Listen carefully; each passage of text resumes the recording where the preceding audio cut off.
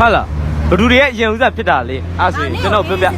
အဲ့ဟုတ်တယ်ဘလူတွေရဲ့ဥစားရင်ဖြစ်တာလေမဟုတ်တာလည်းပြီးရိုက်ထားတယ်ငါတို့ကပြပြပြတာဒါပြည့်အိမ်ဆိုဒီအိမ်နော်ဒီအိမ်ဒါအောင်ဆန်းသေးဒီဘက်မှာအောင်ဆန်းသေးဒါကြီးဒါကျန်တာပြည့်ပြောမသူဆိုင်ဝင်နှမ်းမှာပါကျွန်တော်ဗီဒီယိုရိုက်ထားတယ်ကြည်တာဘာတွေသတိပေးချင်တာလဲဆိုတော့ဒီလိုနေတရင်တမီဆက်ဆက်တက်တာကြောင့်နော်အဲ့လိုပွဲပြီးဒါမျိုးနောက်ခံအတန်နေနဲ့ပြောနေတဲ့မီဒီယာတွေအားလုံးပဲမြစ်တာရက်ခံပြီးတော့ဖြူဖြူထွေးရဲ့နာမည်ဖြူဖြူထွေးရဲ့ဗီဒီယိုဖိုင်ဖြူဖြူထွေးနာမည်ဆိုတာတော့ထည့်မသုံးစေချင်တော့ပါဘူးရှင်မင်္ဂလာပါဒီနေ့ညတော့လက်တလုံး online ပေါ်မှာ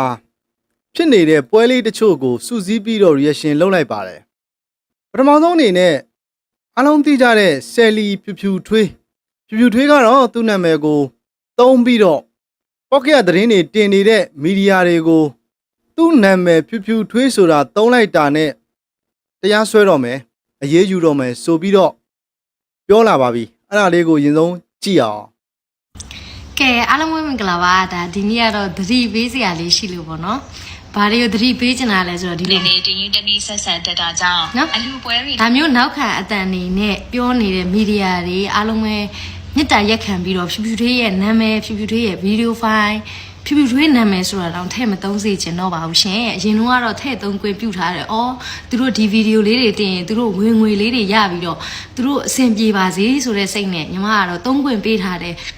ကြိုက်တာယူသုံးဆိုပြီးတော့ဘာမှလည်းမပြောဘူးဒါပေမဲ့မဟုတ်မကသတင်းတွေတော့မတင်ဆက်နဲ့လေဒါပြောတာဟိုသူများရဲ့အကြောင်းကိုမှန်ကန်တဲ့ဟာမျိုးကိုတင်ဆက်လေဒါပြောတာအခုကိုတွေလည်းမီဒီယာသမားလုပ်ခဲ့ပါတယ်ကိုတွေမီဒီယာသမားလုပ်ခဲ့တော့လည်းသူများမကောင်းကြောင်းဆိုတာမရှိခဲ့ဘူးအမှန်ကန်တဲ့သတင်းမျိုးပဲတင်ဆက်ခဲ့တာကိုတွေလည်းမီဒီယာသမားလုပ်ခဲ့တယ်အတန်မပါလို့အလုပ်ပြုတ်သွားတာတခုပဲနော်အခုဟာကြီးတွေကတော်တော်လွန်းအားကြီးနေပြီသူတို့ဒီလိုလေးတွေပြောတာပတ်စံရပါစေစားလို့တောက်လို့ရပါစေဆိုပြီးတော့စေတနာနဲ့ဖြူထွေးနာမည်လေးတွေတုံးပြီးတော့တင်ဆက်ပါစေဆိုတဲ့စိတ်နဲ့ဘာမှအခုနောက်ပိုင်းဘာမှမပြောတော့ဒါပေမဲ့လွန်ကျူးလာပြီသူတို့ကပထမတော့မြောက်တလူပင့်တလူနဲ့သိတယ်မလားချီကျူးတလူနဲ့ပြီးလို့ရှိရင်ကဲ့ရဲ့တယ်ရှုံချတယ်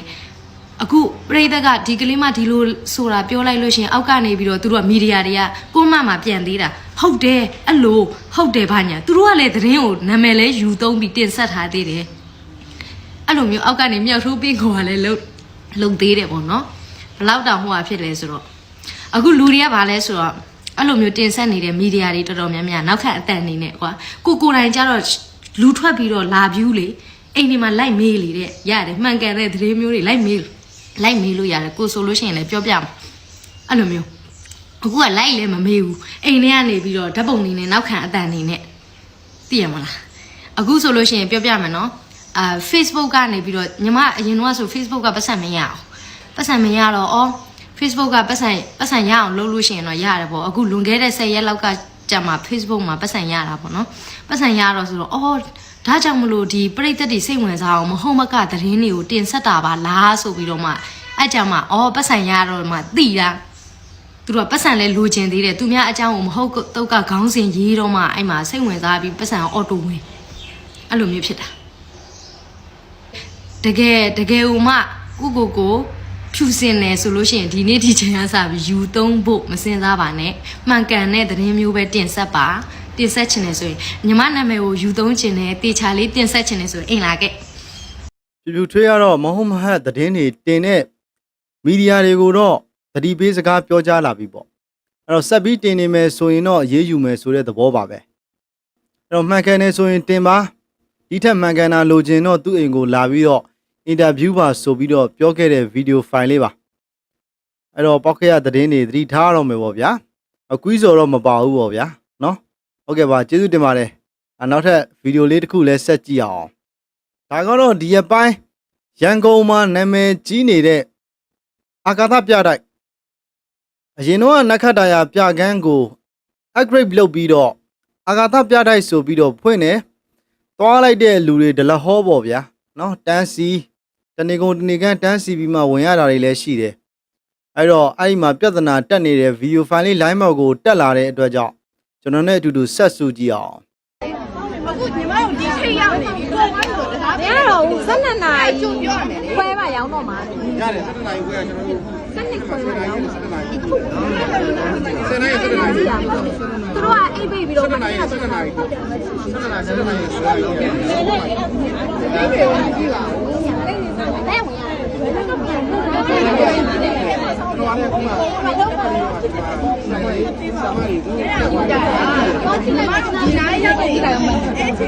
်အခုလက်မဲ့မရောသေးဘူးလက်မဲ့ကမရတော့ဘူးဆိုးရဆောင်ရအောင်အကြောင်းတွေတွေ့သူရောင်းထားတယ်အဲ့လိုမျိုးပြတယောက်တန်းစီပြီးဂျားပြက်ပြီးတော့အဲ့လိုမျိုးစီကြတော့လေဆင်မပြေဘူးပြမနေ့ကမှလည်းမဟုတ်ဘူး မှတ်ထားလိုက်7နာရီကနေ7နာရီခွဲ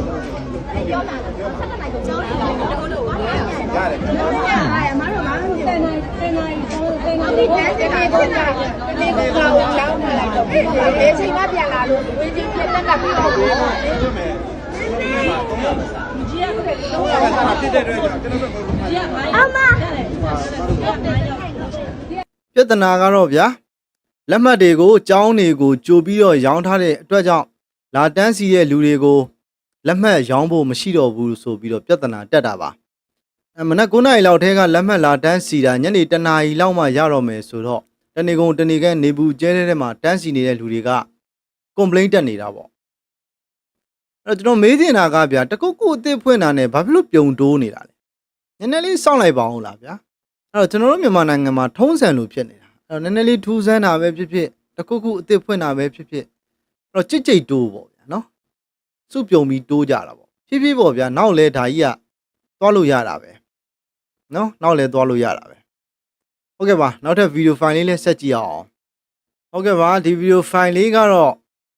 အောင်ဆန်းဈေးနားမှာရှိတဲ့အထည်ဆိုင်တစ်ဆိုင်ရဲ့ရှေ့မှာပိတ်ပြီးတော့စိုက်တွဲရက်လို့ပြဿနာတက်တယ်အဲ့တော့ဆိုင်နေရှေ့မှာဈေးရောက်တာကိုဖယ်ခိုင်းတဲ့အတွက်ကြောင့်ပြဿနာတက်တဲ့ဗီဒီယိုဖိုင်လေးပါဒါမျိုးတွေကတော့ခဏခဏပြဿနာတက်တယ်အဲ့တော့အဲ့ဒီပြဿနာလေးကိုဘယ်သူလွန်နေမလွန်ဘူးဆိုတာလေးအတူတူကြည့်ကြရအောင်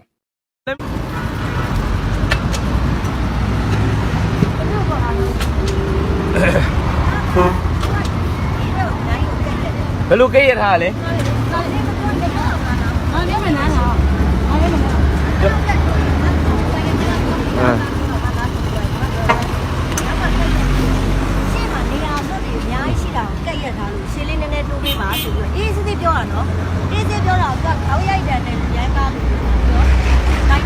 ဟာလားဘလူတွေရဲ့အရင်ဥစားဖြစ်တာလေအဲ့ဆိုရင်ကျွန်တော်ပြောပြဟုတ်တယ်ဘလူတွေရဲ့ဥစားအရင်ဖြစ်တာလေမဟုတ်တာလည်းပြီးရိုက်ထားတာ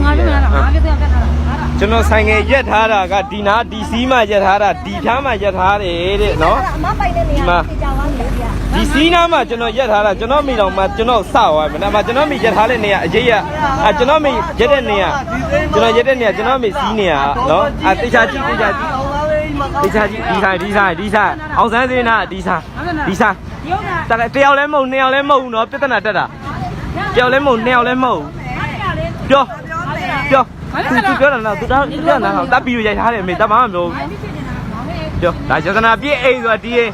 ကျန်နာပြည့်အိမ်ဆိုတာဒီအိမ်နော်ဒီအိမ်ဒါကအောင်ဆန်းသေးဒီဘက်မှာအောင်ဆန်းသေးဒါကြီးကဒါကျန်နာပြည့်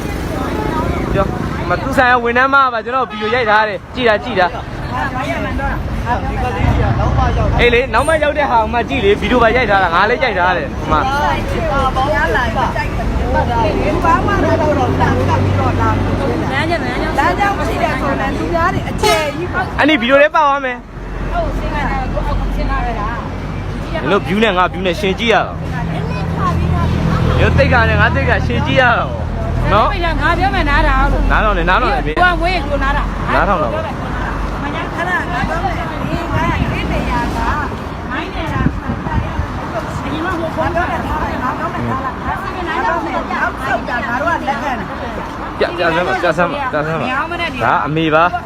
ဒါအမေအပေါ်ကကျတော့စီးနေဆိုင်ကလေးအောက်ရက်ခန်းနေတာကျွန်တော်အမေပါငါတို့ဘာပြီးတော့ဓာတ်ပုံရိုက်မဟုတ်ဘူးပြောတယ်အကိစ္စရိုက်အနီကလည်းကျွန်တော်အစင်တန်းနဲ့ဘာဘလို့စကားပြောတာလဲအနိစင်နဲ့ဘယ်လောက်ရှိလဲပြောပြပါဦးငါပြောခဏကျုံးလေနိကျောင်းစာမတုပ်ပြောပြအနိစင်နဲ့ငါပြောနားတာလို့ပြောပြဟဲ့ငါပြောနားတာတော့တခွန်းနားတော့ကြီးပြောပြမယ်မင်းကငါပြောနားတာငါပြောငါနေတော့ငါစကားပြောမှာဟုတ်တယ်မပြောပါဘူးမင်းအမေမပြောဘူးနေရောငါပြောနားတာလို့ငါပြောပြီးသွားဟုတ် နားထောင် ဟိုရိုက်တာလည်းစိတ်ဝင်စားဘူးကြိုက်တော့ရိုက်စိတ်ဝင်စားဘူးလမ်းမှန်လို့စီဗီလမ်းကြောင်းဒါစီဗီမိုင်ရနေလေစီဗီဘက်တော့ကုန်ခွဲရမယ်စီဗီရောင်းစီရောင်းရမယ်ဒါပဲဒါမဲ့မင်းတို့ကကန်းလက်အောက်ကအရှင်းလေးနဲ့ပို့လို့တော့ဒီလိုပို့ပေးတာလားနော်ဟုတ်တယ်နော်ပို့ပေးတာလားအမေစကားရပို့လို့မပြောဟုတ်လားဒါပေမဲ့အစင်သားတော့အဲ့အစင်သားတော့ပြောတဲ့ကောင်မတွေကအစင်မရှိတာ အဲ့လေအခုတော့ပြောရလေ तू ကစောက်တယ်ဘယ်လောက်ရှိနေလို့ဒီအိမ်ပိုင်းတော့ဘယ်လောက်စောက်သိရှိနေလို့လဲ ငါးနေရအဲ့ငါးနေရနောက်တစ်ရက်မနေ့ကထိုးမှာနောက်နေ့မနေ့ကထိုးမှာအဲ့ငါးနေရတက်ရက်ခွင့်ရှိတယ်ငါးနေရသူ့အဲ့ဒါဟုတ်လားအနားကြီးရောက်သွားလို့လားအနားရောက်သွားဘေးတော့တက်သေးလေးရှိရနော်တက်သေးလေးရှိတယ်ဟုတ်လားတပုတ်ပြအခုပြ မင်းကငါပြောနားတာလို့ အခုပြ ငါပြောပါငါရှင်းမှာတော့ငါထားတောင်းကြရမှာဒီမှာငါပြောနားထောင်လို့ နော် ငါပြောနားထောင်လို့ နားထောင်နေမင်းနားထောင်နေ ဘာလို့စီပင်လမ်းကြောင်းရှိတဲ့အခါကျတော့အောက်ဆိုင်ကလေးအောက်ချပြီးတော့ချပြရတာပြင်နေလားနော်အောက်ချပြရရပြီဝါဒအဲ့ကောလည်းမောင်းနေနေနဲ့ပြောသူပြီးသွားတဲ့ခါကြီးချွေထူးပြောတာကြောင့်ခွန်းပြောလို့မရလို့ပေါ့ဝါဒရဲ့ဒါပေမဲ့အစင်သားတွေပါဆိုထည့်မပြောနဲ့လေဘာအစင်သားဟုတ်လားအော်မပြောလိုက်ဘူးမပြောလိုက်ပါဘူးဟုတ်ပါပြီနော်မပြောလိုက်ပါဘူးခင်ဗျားတို့ဆိုင်ငယ်နှစ်ဖက်ပေါင်းရင်တော့မှကျွန်တော်ဆိုင်ငယ်ပြန်တန်ချင်းအောင်မရှိဘူးရှင်းလားကိုကြီးပြောနေနောက်ဆုံးပြောနေလူကပြောလာတော့ဆိုင်ငယ်တစည်းတာတော့မရှိဘူးဒီမှာငါဆိုင်ငယ်ဒီမှာနော်ငါဆိုင်ငယ်တန်ချင်းလောက်တော့မရှိဘူးဆိုင်ငယ်နှစ်ဖက်လုံးလာတာတော့မှပဲဒီပြောနေတာရှင်းဒီလိုပြဿနာတွေကခဏဖြစ်နေကြပြဿနာတွေဗျအဲ့တော့ဒီလိုပြဿနာတွေကိုဖြေရှင်းဖို့အတွက်ကတဦးနဲ့တူကိုချင်းစာတရားရှိဖို့လိုတယ်လို့ပဲထင်ပါတယ်အဲ့တော့ဆိုင်ကန်းပိုင်ရှင်ကလည်းကိုယ်ဆိုင်ရှေ့မှာပိတ်ပြီးတော့ရက်တာဘယ်သူမှမကြိုက်ဘူးဗျအဲ့တော့အဲ့ဒါမျိုးကလည်းဆိုင်ပိုင်ရှင်ဖြစ်မှာပဲတည်တဲ့ကိစ္စနောက်ပြီးတော့ဆိုင်နေရှေ့မှာ platform ပေါ်မှာဈေးရောက်တဲ့ဈေးတွေရဲ့ဘဝကလည်းအဲ့လိုရောင်းဖို့မှပဲတည်တဲ့ကိစ္စဗျအဲ့တော့တယောက်နဲ့တယောက်နဲ့ညှိနှိုင်းလေးနဲ့ကိုချင်းစာတရားလေးထားပြီးတော့လုံမှရမယ့်ပြဿနာတွေပါဘာပဲပြောစီပင်နဲ့ဆိုင်တဲ့ကိစ္စတွေဖြစ်တဲ့အတွက်ကြောင့်စီပင်ကတော့ရှင်းပေးတင်တာပေါ့ဟုတ်ပါပြီအဲ့တော့ဒီဗီဒီယိုဖိုင်လေးကိုကြည့်ပြီးဘယ်သူမှားတယ်ဘယ်သူမှန်တယ်ဆိုတာတော့ကိုယ့်ဘက်ကိုယ်သာဆုံးဖြတ်ကြပါနောက်ထပ်ဗီဒီယိုဖိုင်လေးကိုလည်းဆက်ကြည့်အောင်ဒီဗီဒီယိုဖိုင်လေးကတော့ဒီရက်ပိုင်းနာမည်ကြီးနေပါတယ်စံပြဆေးရုံတာဖွားမိခင်များတည်စေရန်ရည်ရွယ်ပါတယ်ဆိုပြီးတော့ရိုက်တင်လာတဲ့စံပြဆေးရုံကတန်ရှင်းဝန်ထမ်းတွေငွေတောင်းကျန်းတယ်ဆိုပြီးတော့ရိုက်တင်လာတဲ့ဗီဒီယိုဖိုင်လေးဖြစ်ပါတယ်ကြည့်အောင်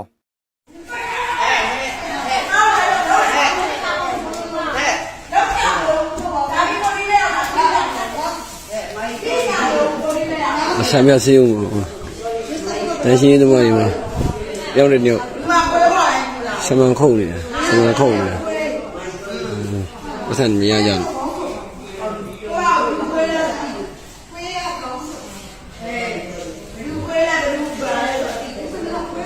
ဘာကြီးတဲ့အခါမှာခရီးကူးတာတော့မှအဲ့လိုပဲ